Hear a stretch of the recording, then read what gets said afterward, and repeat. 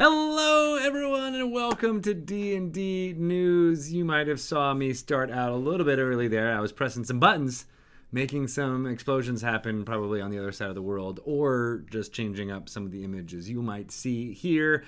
I am Greg Tito. I am your humble host for this hour as we get ready for dice camera action to begin. I am, as always, excited to see where Chris Perkins will take it.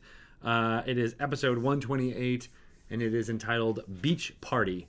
And that will be starting, yes, in about 58 minutes, which should be very exciting for all those involved, including us here in the Seattle area, because it has been snowing and icing and preventing travel upon roads.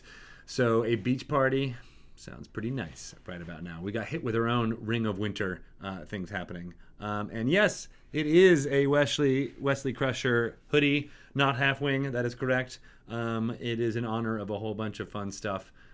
Well, really just one semi-interesting thing that I wanted to share with you guys over the course of today's show about things happening in the D&D newsiverse.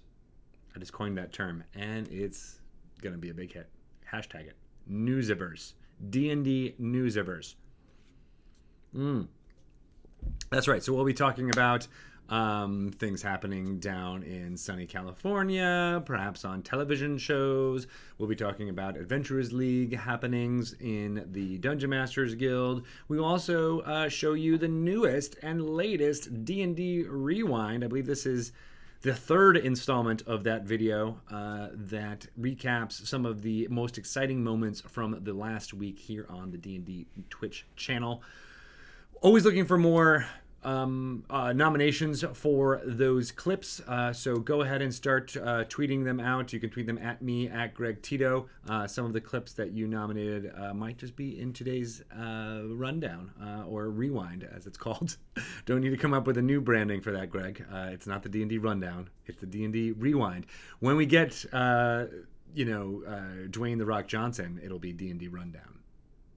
That's a promise to you, the viewer. How are you all doing? I'm looking at all of these people getting subbed up. Hanselman with 19 months. That's crazy. That's crazy. Have we really been doing this for 19 months? It feels like a long time. So thank you, sir. And thank you, DC Lasser, for 14 months. That is quite a long streak as well. I love it. I guess, yeah, if we're talking about the Stream of Annihilation, which was June 2017, that was really when we kicked off all the D&D programming in earnest. So you, Hanselman, getting up to 19 months sounds about right. I bet there are some people on here that have been subscribed for longer, but not many. There's a very much a cater of folks who were watching some of our stuff here on the D&D Twitch channel before all of it exploded in June of 2017. And it will continue to explode into your eyeballs with new D&D programming every week. We appreciate you, the audience, so much, as always. Snap Havoc has a 12 months, currently on an 11-month streak. Good on you. That is awesome. The Despair Bear. When is UA coming out? Everybody wants that hot Unearthed Arcana stuff. I know people are hyped for it. I don't know the exact date of it, but I do know it is not usually the first week of the month. It will be next week. It won't be this week. I'm 90% sure that is true, unless Bart Carroll is posting it right now and proving me wrong. But hot and fresh Unearthed Arcana will be dropping next week. I believe it is for the Artificer, a wonderful class that is native to the Eberron plane, which, well, not necessarily a plane, maybe you could call it a world setting. So there will be some fun stuff to test, hopefully next week. And then, of course, afterwards, you will be able to, hopefully, be able to do it on D&D Beyond and build your character with some of that fun stuff. All right. I'm going to get into talking about some of the news that's happening. We obviously have a lot of core products that came out in the last, quarter, I guess is how they call it in speak. They are all still available and for you to buy and enjoy. One thing that is coming out that may not, actually, no, I'm not going to talk about it. I'll talk about that next week.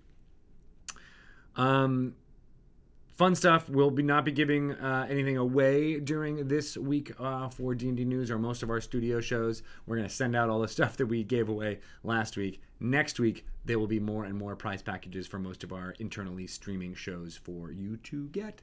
One of them might be, well, it won't be this hoodie, this Wesley Crusher hoodie, but it may be a t-shirt that looks like this. Actually, I think this is the only t-shirt that has this exact color scheme.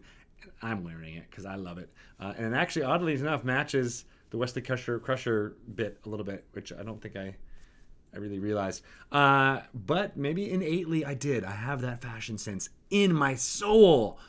Probably not, though. I think I just grabbed the first two things I could see. So, yeah, this one is good stuff. And, yeah, we'll be doing some Sweater Week again. Today is definitely the day in the Pacific Northwest for Sweater Week. And as many layers as we can layer upon our bodies. Ashley Warlock, well, we got you covered. We have a lot of black and silver t-shirts that say Dungeons and Dragons on them. Maybe we'll have your name on it, but you'd have to print that yourself. Bilbo, shut up, Wesley. Yeah, no worries. And again, I will come to why I'm wearing this very soon. I'm sure you'll figure it out. So yeah, there is a lot of fun stuff on here. One thing I will highlight is the Endless Quest books. They were written by Matt Forbeck. They are a pick your path version of fantasy storytelling where you can make a few decisions, turn to the correct page, and let the story continue. There was 4 of them, 4 major classes. There was the protagonist, so there was the wizard, fighter, cleric, and thief. There are 2 new books coming from Matt Forbeck. I don't think this is actually in the news document, so now I'm making things up, and now I'm searching so that everyone knows all about it right now as we speak. But Matt did announce them, and I'm excited about it. And I'm looking it up, so I give you all the information that at least I got from Monsieur Forbeck. It's odd when you now have to search for Twitter in Google in order to get the latest information. Dang it. That's not it. That's not it at all. Maybe someone in chat can find it out. But and Adder by Guitarist, they are Pick Your Path books. Very important distinction. We got a note, as many people do, from the company that owns what you're talking about there, Choose Your Own Adventure books, and and rightly so. They want us to choose different things. So Pick Your Path is how we are going to talk about it going forward. But basically the same thing. They're awesome. And here I am scrolling through Matt Forbeck's thing to the note where he had talked about it. But he's a prodigious tweeter as well as a prolific author in his own right. So just let them know that more are coming. And I definitely can confirm you here, Ravenna666, that they are not the Cavalier and the Acrobat. But, God, I wish they were true. So maybe that will be going forward. Hard to say. Cool. More will be coming, and as well as more information here from the D&D News side of things on those books. We have a lot of stuff kind of in the hopper ready to announce this month. Nothing super big just yet, but I do want to get in and talk to you about some of the news that has been around the universe. Some might call it the media, but there is always a plethora of stuff that happens in all of the D&D areas, and one of the ones that I wanted to shout out was this story from or about my friend Matthew Lillard and how his Beetle and Grimm's boxes changed the game. This is definitely a quote from Matt. Our mission statement is to deliver to the DM opportunities to make the game better for the players. And that is very true. I got to play with some of that fun stuff very recently using the Platinum Edition Dragon Heist box. My players immediately latched onto it and fell in love with the idea of holding physical items, like a deed to a property or a letter or a specific emblem or pin, and the philosophy that Matt maintained there, and as detailed in that story from comicbook.com, is really great. I don't know. I just think he's got a lot of amazingness, and Christian Hoffner was able to kind of interview him and talk through all that fun stuff. So we appreciate that, and like I said, there's more news to come on that front very soon. Also, I don't know if you know this, but Matthew Lillard is a god. Maybe not Matthew Lillard himself, but Shaggy, definitely godlike in many ways. Oh, I wish I had that image called up so you can see it. Our friends at Wormwood Gaming did a stat block of Shaggy from the, most amazing show out there for kids called Scooby-Doo. You might have heard of this, but there has been lots of memes going around about the supposed powers that Shaggy has within him, and it's silly. It's all silly fun. Yeah, so Shaggy's stats, you might be able to check them out. They were statted up here and in this thing. So here, God, I'll just drop it into Twitch chat myself. Can I do it? I sure can, because I have the power of the internet at my fingertips. Perhaps I am a god, not unlike Shaggy. There it is, written up by the amazing Christian Hoffer, again, for comicbook.com, complete with images and links to the tweet itself. And I'm sure, she did it just at the same time. Good job, Lauren. That was just so fast, and I appreciate that 1,000%. Good on you. I probably spent too long talking about the power of the internet in my fingertips, and when I could have just put it in there. But well done all around. I think it's fantastic and very funny. And again, I wish we had the image up. Oh, maybe I can do that. Well, whatever. Now I'm just doing too much at the same time, but I can't stop it. I can't stop it. I've got the power to see into the future, and I can't stop it. I'm like a hacker. I'm trying to hack the planet, and it's happening in your eyes here.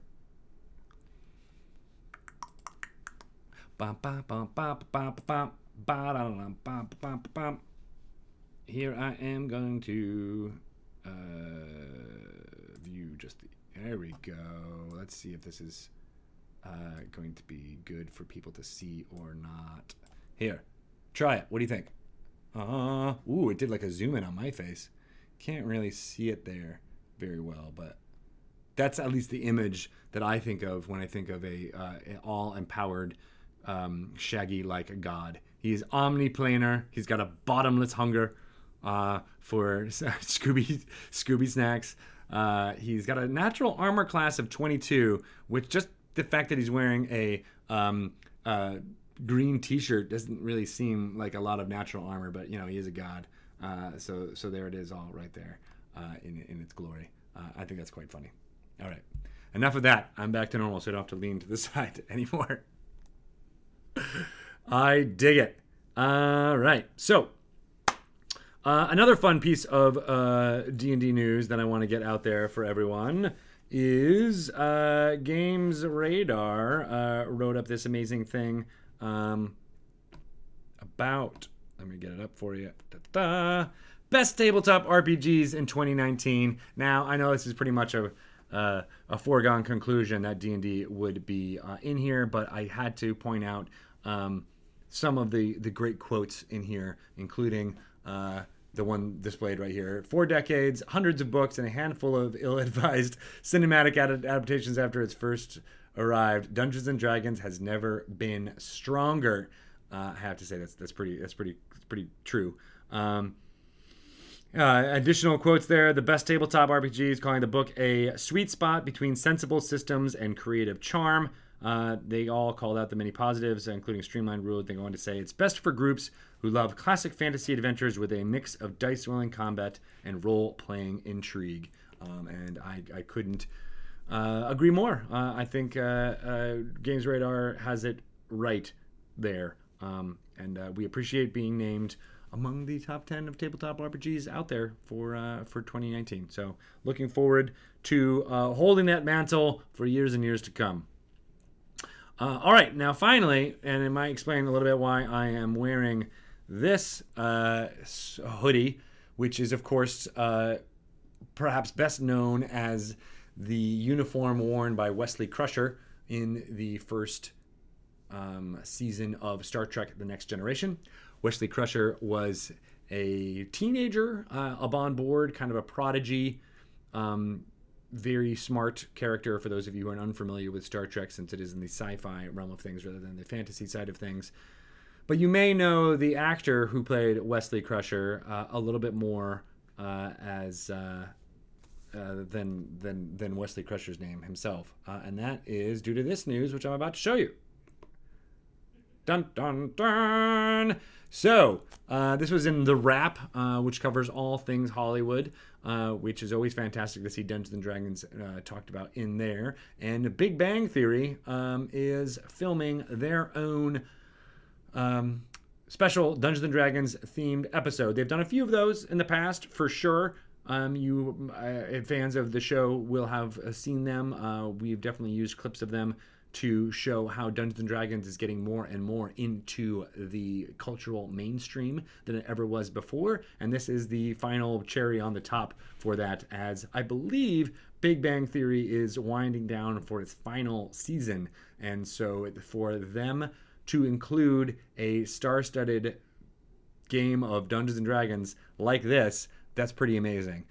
So as you can see from this, it's bringing one of his biggest roster of guest stars for a special episode, including Captain Kirk and an NBA Hall of Famer. So that's Kareem Abdul-Jabbar is going to be playing Dungeons & Dragons on a sitcom broadcast for millions of people here in the United States. Did you ever think that sentence that I just uttered would be a fact? I didn't. I thought that would be an internal joke that I would say over and over again, and people would laugh. Ha ha ha ha! Greg, how dare you? You are so full of wit and mirth. That you are the funniest person at this party to think that Kareem Abdul-Jabbar would play Dungeons & Dragons. But he is. It's shooting right now with our friends Joe Manganiello, Kevin Smith, another personal, I don't know, inspiration of mine ever since Clerks. Mallrats was always my favorite movie of his, although a lot of people like Chasing Amy and Dogma and the ones that have come after that. But to have him play, as well as none other than William Shatner. And there he is in all of his glory right there. But then he himself tweeted a little bit later talking about how he was going to be involved. A lot of shade being thrown in this tweet here. But if you'll note, Will Wheaton, who plays Wesley, gets the honorable mention. So at least he's third on the list, and poor Kevin Smith gets a participation trophy, which doesn't seem very nice. But it's, again, funny stuff. I can't believe that this is our world now, that so many of those cultural icons will be playing Dungeons & Dragons. I, for one, would have liked to see a larger breadth of folks being represented in that star-studded group, but it is what it is, and I'm very excited for more folks. And say what you want about Big Bang Theory as a show. I probably agree with a lot of the opinions that you're currently holding, but you do have to recognize that it is being shown to as large an audience as any piece of entertainment can really out there, other than some of the bigger budget movies. So that's pretty huge. That's something on the scale of Big Bang Theory, #1 show on television, as far as I know. That they're going to be playing Dungeons & Dragons again in their last season, winding down, and they wanted to make it as part of that lead up to the finale. So amazing stuff. Hopefully we see more and more people involved. And to that end, I wanted to show off some stuff because none other than our fearless director of Dungeons and Dragons, Nathan Stewart, is on set right now sporting a D&D t-shirt next to the likes of Joe Manganiello and Kareem Abdul-Jabbar. Fascinating stuff. Go follow Nathan Stewart if you haven't followed him already from his spots on Spoilers and Swag. He will be, by the way, reconvening Spoilers and Swag with Kate Welch this Friday around 11 a.m. Pacific time, I believe. So you'll be able to ask him in person what it was like to be on the set and see all that for sure. Hilarious little joke here about size charting for Joe, who Joe's pretty tall of a man. Kareem Abdul-Jabbar looking like he is towering above him, which is fantastic. And then, of course, the halfling Nathan Stewart below him, which I find super amusing. He also had a few pictures with Kevin Smith, as well as Mayim Bialik, who is involved with Big Bang Theory. Of course, she's been a regular cast member for 5 or 10 seasons, I believe. How many seasons has Big Bang Theory been around? I don't know, but it's a lot, and it's pretty amazing. So. Cool. And I saw someone on here in chat saying that Kareem Abdul-Jabbar was an Airplane. So you're right. He's possibly one of the funniest bits in Airplane. I always enjoyed how he was able to make fun of himself, especially with, and this is my favorite bit, that's just a visual gag from Airplane, how they pull him, Kareem Abdul is the co-pilot, they pull him out of his chair and he's wearing Lakers shorts underneath with basketball shoes as if he's ready to join a game, not quite believing. So, definitely a fan of role-playing and comedy and taking the piss out of himself. So I think that's pretty great. Hey, the Commander 327, how's it going? And I see you guys in the chat with your too manys, and I will drink to that.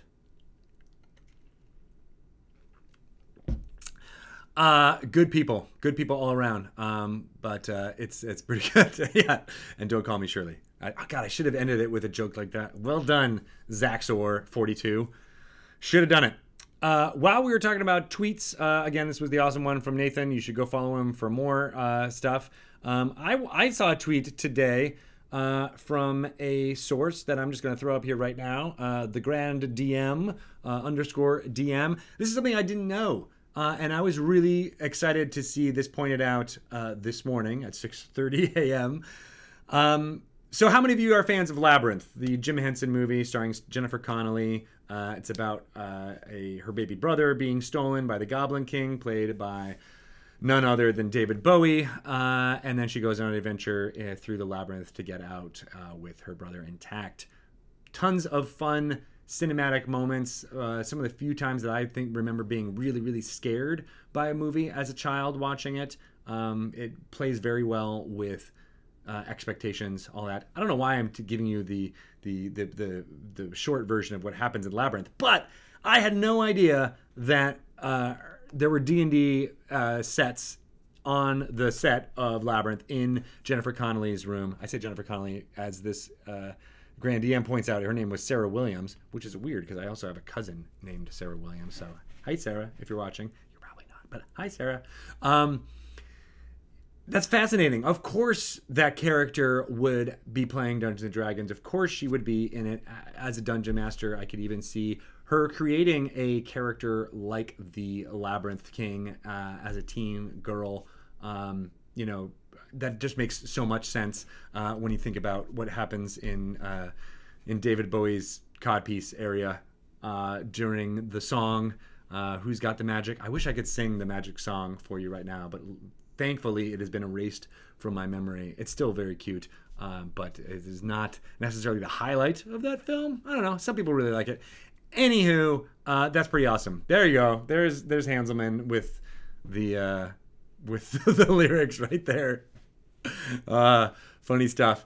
So that's really neat moment. If you haven't seen Labyrinth, go check it out again. I want to find this. It looks like the image is when she's crawling through the hole there. So I'm not really sure when that takes place. It probably is early on in the plot of the movie. But, you know, good stuff there. I want to rewatch it for sure. All right, so the last and final tweet that I wanted to share with you guys is this one. You might have seen this. Chris Perkins made a special guest appearance on Critical Role on Thursday night as a character, a goblin, I believe. And this was his tweet from the set of Critical Role, looking at the miniatures before them. I think that's pretty neat.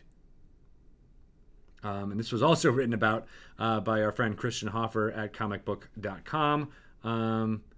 Lots of spoilers as it happens, but can't go wrong with Perkins having a cameo for 20 minutes.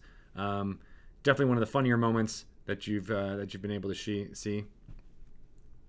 And the goblin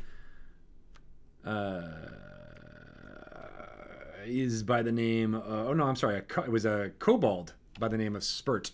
I don't know why I thought it was a goblin. I totally thought it was yes. And Jacob Man 76, thank you for letting me know it was a kobold, and that makes perfect sense once you think about what was occurring during that episode. But always fun to see Perkins drop into that crowd. He's got a wonderful respect for everything Matt Mercer does as a dungeon master, as well as the role playing that occurs around that table. And I love it. Any chance that Perkins get a chance to shine. Good stuff. Speaking of which, I don't know if you guys got a chance to listen to it. I think I mentioned this last week, but how many of you were able to listen to Chris's episode on Hello from the Magic Tavern, where he plays a Modron by the name of Wee Woo, and then Samantha Algernon. It's a thing. You kind of have to listen to it. Hello from the Magic Tavern is a hilarious podcast out there.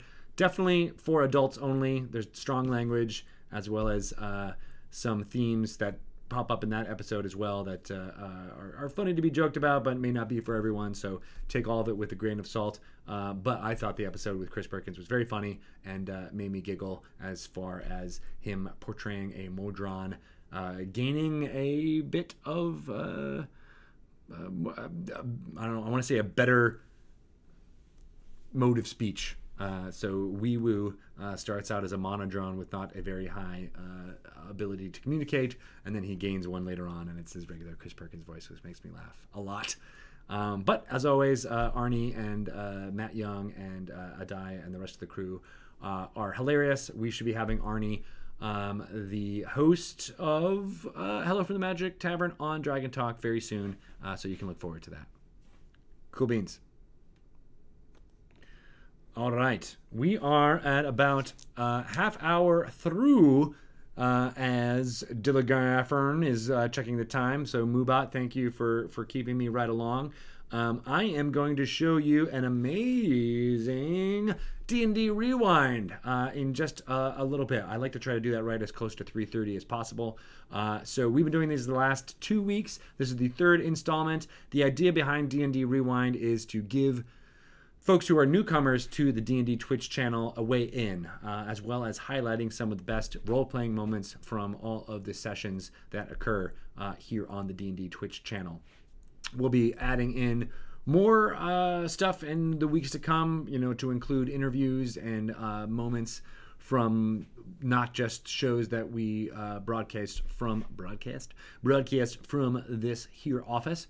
So always looking for more clips. If you would like to nominate a clip or a 30-second portion of a live show that you watch here on the D&D channel, there are a bunch of ways to do it, but the easiest one is to create a clip in Twitch and send it, do that through the Twitch interface, but then you can also tweet them at me and spread the word about which ones are out there. You can do it at Greg Tito, use the hashtag DND Rewind, all one word, as nominating a clip out there for your favorite shows.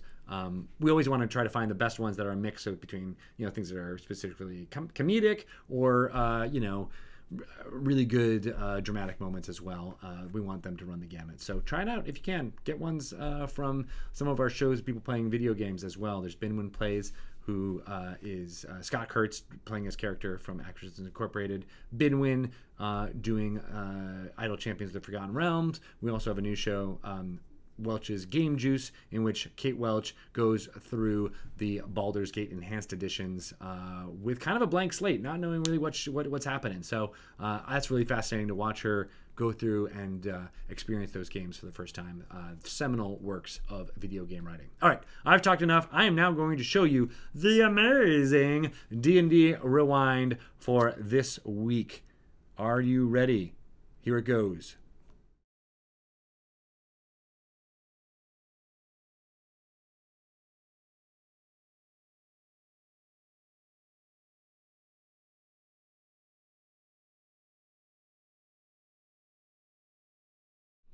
It's not going. We'll try it in 1 second. Hold on. I'm going to press rewind again, and hopefully that'll go. But now we've got Pelham here.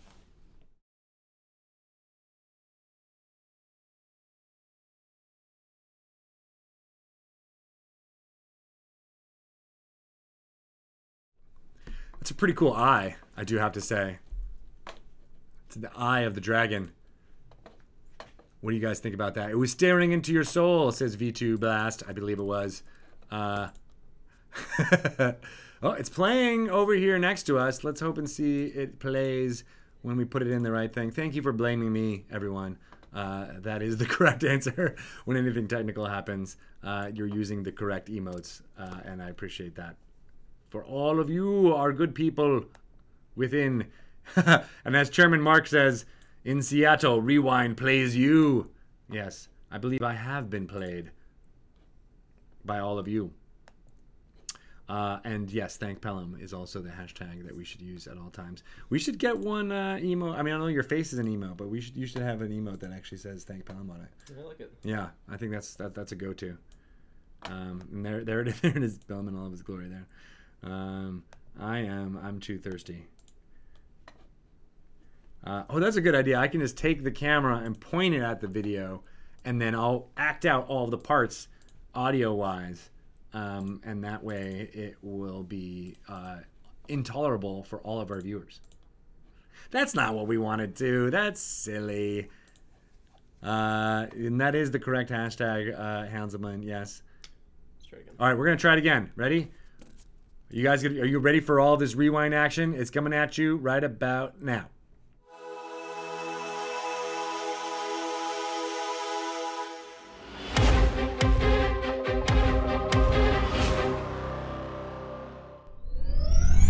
And when your eyes open, you can see the shadow of this great spindly-legged creature leaning over you, and its mouth impossibly open as it drools from these crooked fangs.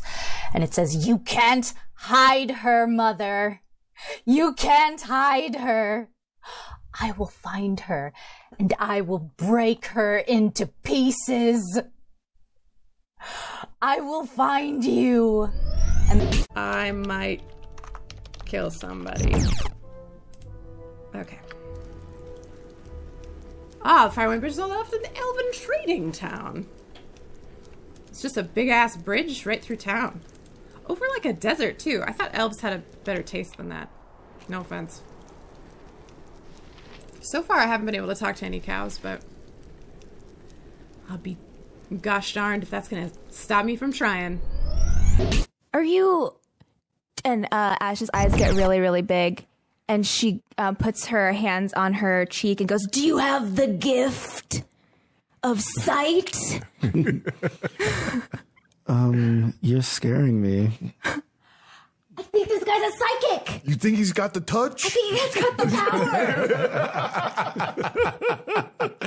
Well done. Well done. Osiris and Girasso, passion and strength and a bright soul. They'll remember our name, the fearless sisters that slay. Oh, fire and ice, together we are fire and ice. Siren sisters, we are fire and ice. Fire and ice. Yeah. He is trying to exert control over you, but since you were not simply created by the ring, but be created by the ring and Miranda's power, you get a saving throw to resist Manshun's command. Which saving throw? That would be a wisdom saving throw. I'm Whatever sorry. your highest one is. I'm sorry. That's a lie. That would be a charisma saving throw. Well, I rolled a natural 20, so I don't think it really matters that much. Okay. That's my girl! Don't touch my girlfriend! Yes, and Miranda. If you disturb the peace between our community and the Zykor clan, the complaint I will levy to your supervisors will demote you so far you'll need to spend years working back to the rank of junior male clerk. Oh, I don't think you have anything to worry about, sir. He snorts at you. All right. Let's go meet Beppis. Ooh, Beppis.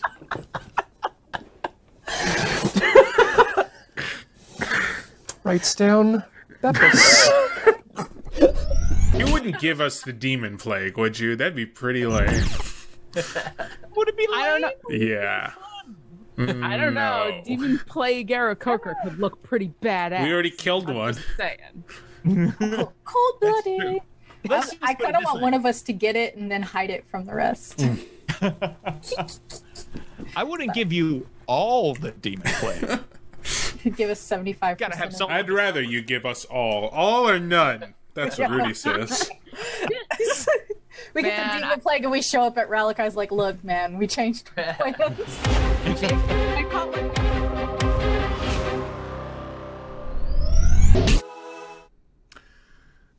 I'm back.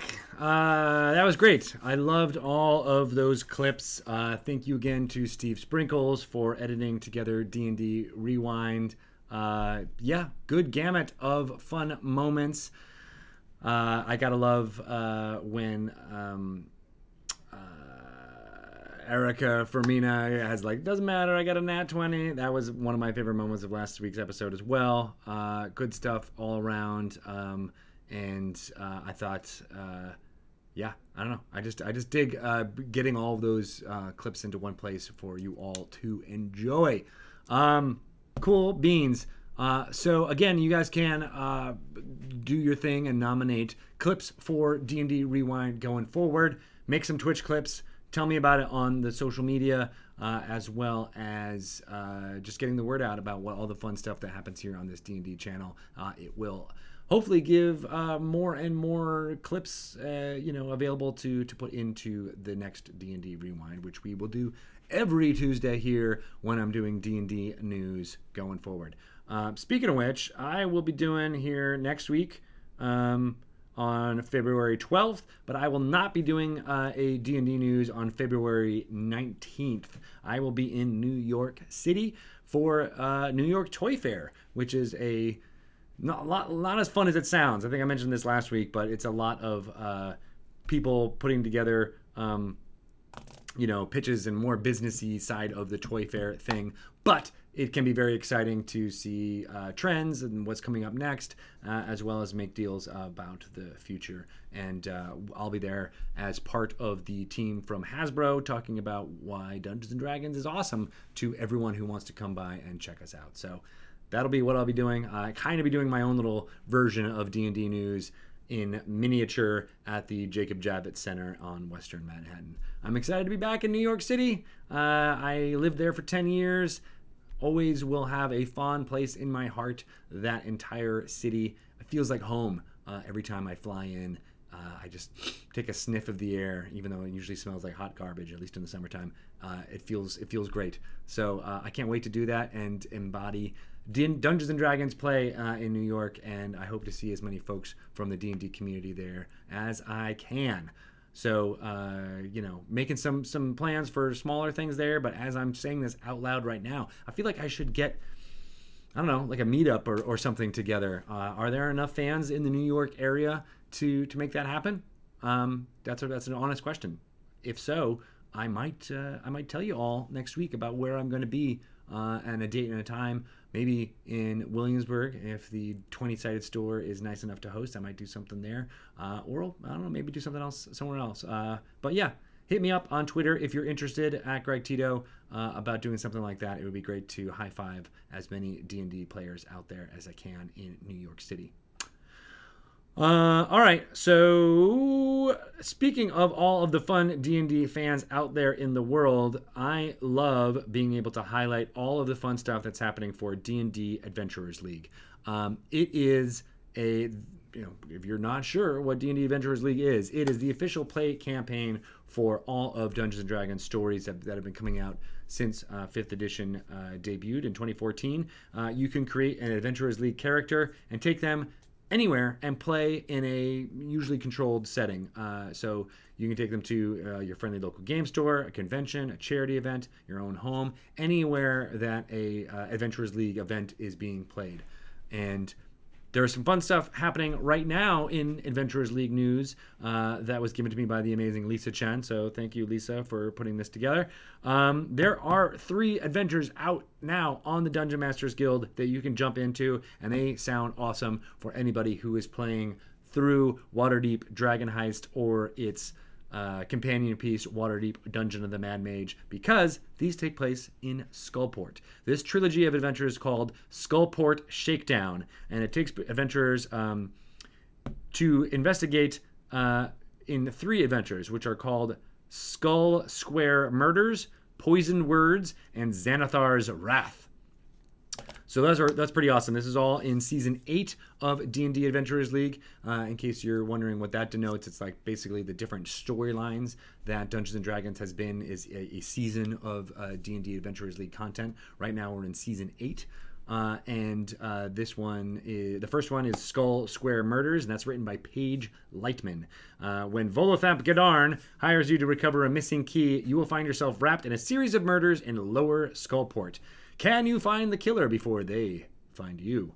So cool. That sounds like an awesome murder mystery / adventure taking place in Skullport. The next one is called Poison Words, and that's written by Ben Heisler. And while you're searching for Volo's key, it has kept you in Skullport, where it's likely you're about to cross wits or swords with a Bregan Diarth. Only the one with the most style will survive. Ooh, I don't know if I have enough style to survive that. And then the final adventure of this trilogy is called Xanathar's Wrath, and that is by Carrie Jordan. And then this couldn't get worse. The key you are searching for has fallen into the hands of the Eye Tyrant of Skullport himself. Now you need to rob Xanathar without getting disintegrated from his stalk that would disintegrate to you. Those 3 adventures are available on Dungeon Masters Guild this week, so check it out on their very website, dungeonmastersguild.com, or you can shorten it to dmsguild.com. That's dmsguild.com, one word. Yeah, pretty fascinating stuff. Jump into those while you can. There are a bunch of Adventurers League folk congregating at Winter Fantasy in Fort Wayne, Indiana this weekend. It's an awesome convention, but it's also an opportunity to meet some of the minds behind Adventurers League in the admins. So those admins, Lisa, Amy, Travis, Greg, Claire, and Alan, will all be in attendance at Winter Fantasy. If you are headed to that convention, make sure you give them a high five and thank them for all their work putting this stuff together. As part of that fun bit, we want to highlight some of you playing Dungeons & Dragons Adventurers League, and I wanted to show you this image sent in to us. Here it is, from Celebration, Florida. And I really like the blurb around this event, and it's the focal point on the girl in the center there is denoted. My daughter plays a Moon Circle Druid, a 9-year-old goblin girl. With her polar bear form, she ends up being the party tank. One evening, she had a Girl Scouts meeting prior to gaming, and everyone was worried. The lawyer in this picture IM'd me prior to the game. We're all gonna die. They spent the opening of the session innocently socializing, stalling for time, and then my daughter showed up. She was the instant center of attention and basically held court, as you can see in this photo. I think that's pretty badass. Again, this was at the Celebration Gamers Guild in Celebration, Florida, and thank you for you guys for sending this in.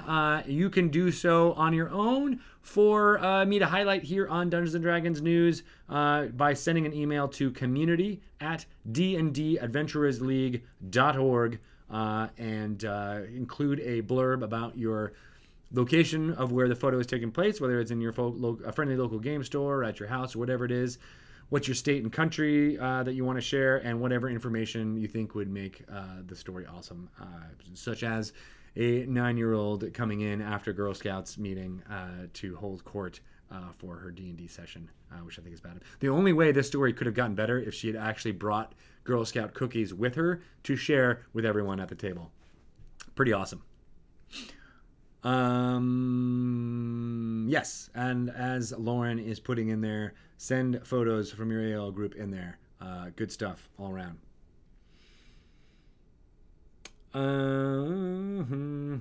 So as I had mentioned kind of earlier when I was talking about those trilogy of adventures, you can find them on the Dungeon Masters Guild. There's also, so much content available on Dungeon Masters Guild from community members like yourself, but some of the ones that we wanted to highlight are as follows. So there is a program called the Guild Adepts, which is run by Mr. Chris Lindsay here on the D&D team. He's a dungeon master extraordinaire and hires the admins that run what's happening for D&D Adventurers League, among many other tasks, as we all do here in the D&D office.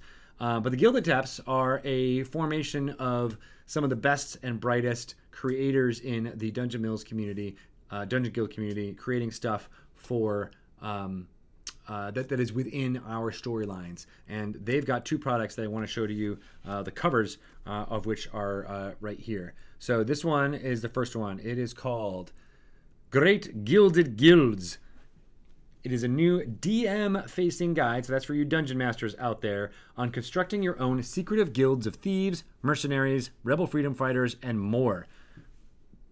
It is written by a wife and husband team of Ashley and Isaac May.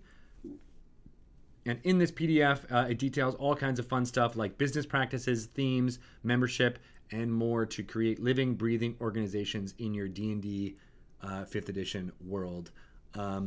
I'm not going to lie, that sounds right up my alley. I love the simulationist nature of Dungeons & Dragons, how it is, yes, it's this framework for narrative storytelling around what makes, the adventure, the story, the highlight, but all of the stuff that supports that, what is making this fantasy world tick, from the organizations that's detailed in this group to the economy to kingdoms and rulers having a mechanical impact on your game. I love all that stuff, and this supplement seems like a perfect addition to my gaming group, and I can't wait to download it and check it out.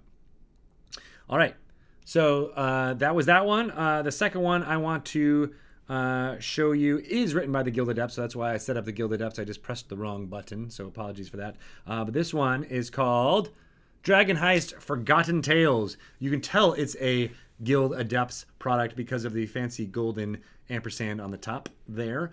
And this one adds new villains and vaults to this replayable D&D adventure, and it's brought to you by some of the original designers that were contracted to help out Chris Perkins flesh out Waterdeep Dragon Heist, and that's James Introcaso and James Hake, and they were joined by Will Doyle. So that's 3 Guild Adepts who were the major contributing force on making this PDF available out there. You should check it out if you can. Again, it looks really, really interesting, and if you are playing through multiple ways of the way Dragon Heist is split up into different seasons, you get different villains. If you want to add to the modulability, modability? There you go, modability, not modularability. The modability of that adventure, it sounds like the adventures and encounters and villains and vaults in that supplement will just, add it to you. So you're not necessarily playing through the same stuff as the Dungeon Master. You can add more flavor and variety to what you're giving to your players. Cool. Good stuff. Checking it out. Yes. Any questions there? I saw a whole bunch of people talking about my simulationist nature in there. So yeah, shout out if you got any questions about any of that. But I love the art on both of them. It sounded like a word. What do you mean? What sounded like a word? Did I have been known to mumble, so I apologize if that's what I was trying to do. Morbidly Heroic asks, I'm trying to start a D&D club at the local middle school. You're a college student. That's good. Do you have any advice or recommendation of where to look for advice? Modular ability. That's what you guys are commenting. Advice for starting up a D&D club at a local middle school. I would reach out to several folks in the community. One is Ethan Schoonover. I think I'm getting that right. He has been working with a D&D club as well as class in the middle school that he teaches private school out in the Pacific Northwest area. Schoonover. So that's you can follow him on Twitter. Is probably the best way to get in touch with him. He has lots of great testimonials about what it's like to start up that type of a club. I got to meet him at OrcaCon just a few weekends ago, and hopefully we'll be working again now. He is working with the Games to Grow folks, the Adams there, who we've had on the Dragon Talk podcast before, I believe have formalized their relationship with Mr. Ethan Schoonover, over on all that. The other person you might want to check out, he is newer to starting this up, so he might be able to get into the nitty-gritty of what it's like to do it in different areas. But I hope he doesn't mind me. No, that's not him. Sorry, I'm trying to find who it is and if he's actually on Twitter or not, but I don't want to, put the, the Eye of Sauron on him if he doesn't want it.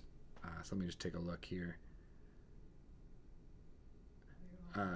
Okay, yes. You might want to just hit him out. I'm sure he's a wonderful person. I met him at TwitchCon. His name is Zach Clay. You can find him at Midday Clay on Twitter. He is starting up a new group, I think, right now in Southern California, and was just reaching out for some advice of his own. So as he takes the advice and moves forward with it, he might be another person to reach out to and get some info. As well, I don't know if you're talking about a club, not necessarily teaching with D&D, but there is a fantastic resource available at the URL teachingwithdnd.com. Sarah Roman has been running that URL and growing the community of educators that are using Dungeons and Dragons to in their classrooms as well as in things like that. So good stuff for you out there. Hopefully that answered your question. All right, we are about 8 minutes away from the next episode of Dice Camera Action, and I, as always, now need to rush to get in and talk about all of the fun stuff that's going to be happening on the D&D Twitch channel in the next week. So let me get it all out there. Tonight, there is no Sirens, but I believe there will be a Q&A session going on to follow the season of Sirens of the Realms as it's been going on. Not positive it will be on this here website, but check out Satine Phoenix's threads for that. Tomorrow at 9 a.m. Pacific time, I want to make sure you guys were all aware that Dungeon Master Adam Coble is starting up a game called Jace Beleren Must Die.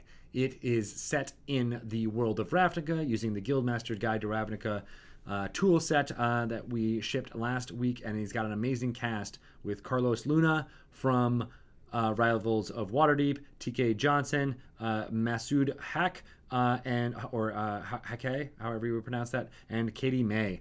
So go check that out if you're interested in finding out more about how to incorporate the other major Wizards of the Coast property, Magic the Gathering's Plane of Ravnica, within the Dungeons & Dragons framework.